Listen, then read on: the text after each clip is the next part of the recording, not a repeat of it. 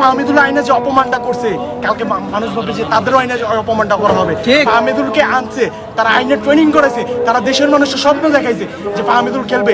এই ফাহমিদুল ছেলেটা প্রস্তুতি ম্যাচে 3টা গোল করছে, তার অ্যাসিস্ট আছে 1-এর অধিক। তো এই ফাহমিদুল তারা কেন বাদ দিছে, আমাদের কোশ্চেন এটাই।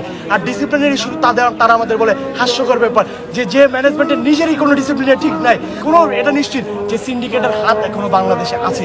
তারা আমি যদি সেটা বলি, তারও আগে মেহেদী হাসান মিঠু ভাইরে বাদ দেওয়া হয়েছে, তারপরে ইয়াসিন খানকে বাদ দেওয়া হয়েছে, যে বাংলাদেশের ইন্ডিয়ার সাথে লাস্ট হোম ম্যাচে এশিয়ান কাপে মাথায় ব্যান্ডেজ পেঁচাই গেছে, তারা লাস্ট মিনিটে গোল খায় ড্র করছে। ইয়াসিন খানকে কোন যুক্তিতে বাদ দেওয়া হয়েছে? আমরা ফুটবল জাগাইছি, আমরা হামদারে আনছি। আমার ভাইরা, যখন হামদা কোনো দামগন্ধ ছিল না, যখন হামদার এই বাংলাদেশে আস্তে আস্তে পর্দাপন হয়, আমার ভাইরা টিফো করছে, আমার ভাইরা ব্যানার করে স্টেডিয়ামে দাঁড়াইছে, ব্রিং ব্যাক হামজারে আনেন। ওই ছেলেদের আপনি কোনোদিন দাবায় রাখতে পারবেন না।